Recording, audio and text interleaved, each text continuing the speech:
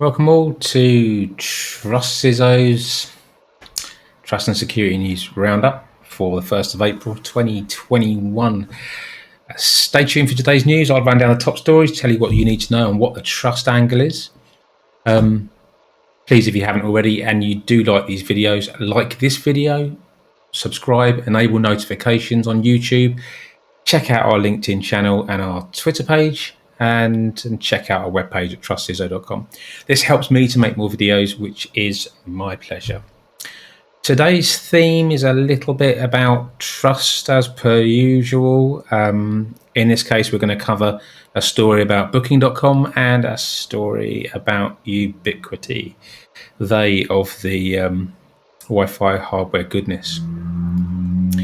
So first up, it's Booking.com. Thousands of files have leaked out, customer information, customer data, but they sat on it for 3 weeks. Now, they've been fined €465,000 under Article 33 of the GDPR by the Netherlands Data Protection Authority because they notified too late. Now, you know in GDPR, you've got to get it done within 72 hours of you identifying the breach. You've got to notify your Data Protection Authority. In this case, they just didn't. Now, there was 4,109 people's details were released.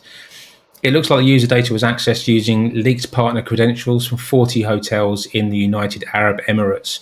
Now, this data wasn't held in Booking.com's core systems. It was held in an extranet.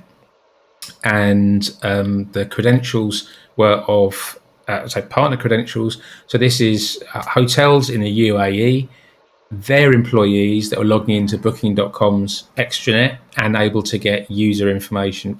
You're able to get visitor information, customer information from there. So what's going on there? There's 4,109 people, of which 283 parties had their payment card details in there, of which 97 included the card verification code. How does that happen? I think there's some learnings here. They were a little bit late in telling the DPA. Okay, sometimes that's you get there's mitigating circumstances. I think only a handful of maybe 4 companies have been fined under the GDPR Article 33. So Twitter was they've got to go a little way yet before they get as far as Starwood Hotels Group. They lost 339 records. Hang on, checks notes.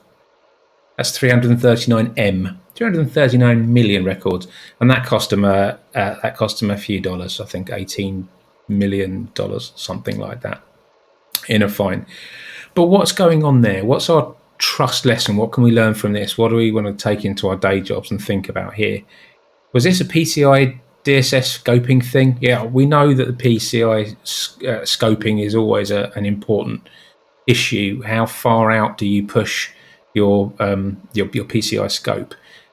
It looks a little bit like the extranet for Booking.com. They weren't really treating the this is just speculation, but in their disclosures, they talked about it being the extranet and it's being partner credentials that were stolen and that their core systems weren't compromised.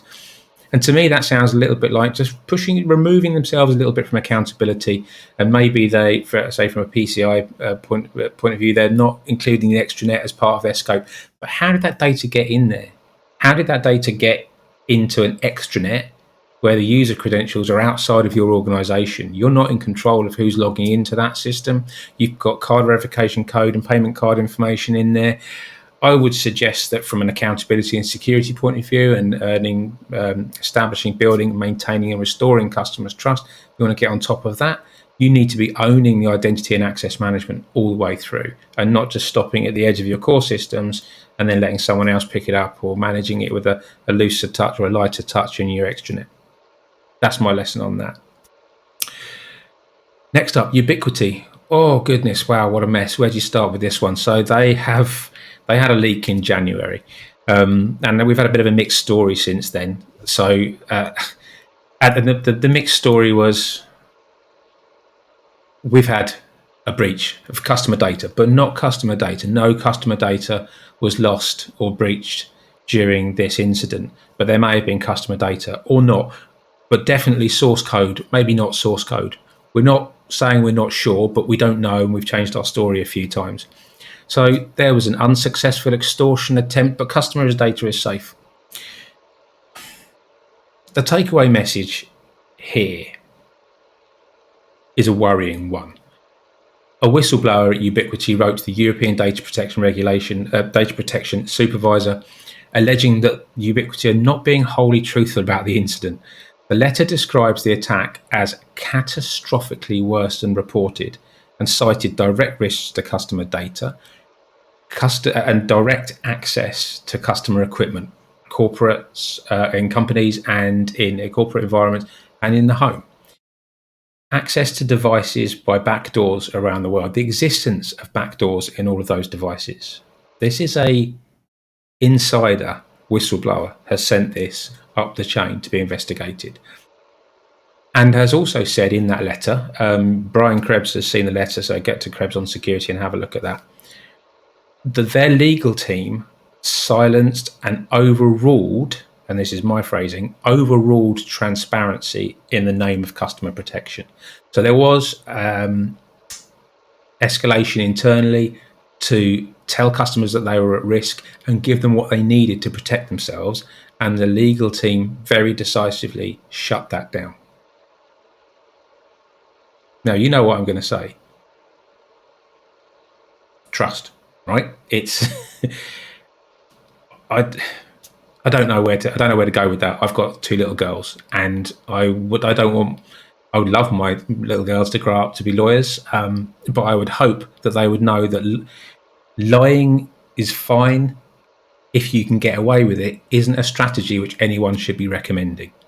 Again, not saying that those lawyers recommended that strategy, but it looks a little bit like they had the opportunity to choose to protect their customers or choose to protect their brand reputation.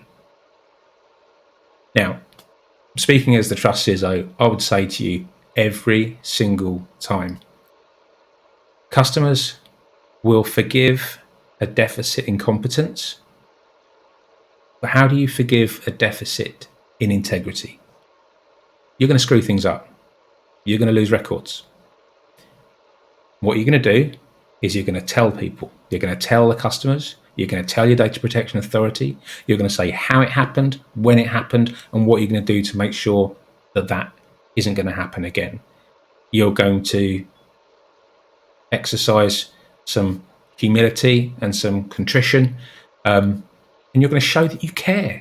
Because if you don't show that you care and that you're transparent and that you act with integrity, you're not building up trust in the bank, because you will have that breach later on, because you will have that deficit in competence or just bad luck, and you're going to want to make a withdrawal on that trust that you've banked.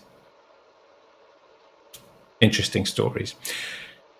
Thanks again for watching. I hope you got what you came for. Please ping me via whatever means works for you.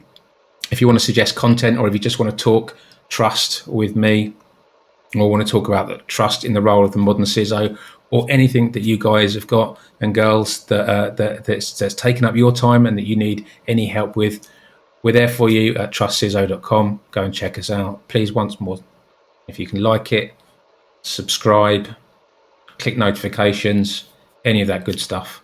I'd really appreciate it. All right. Take care. Till next time.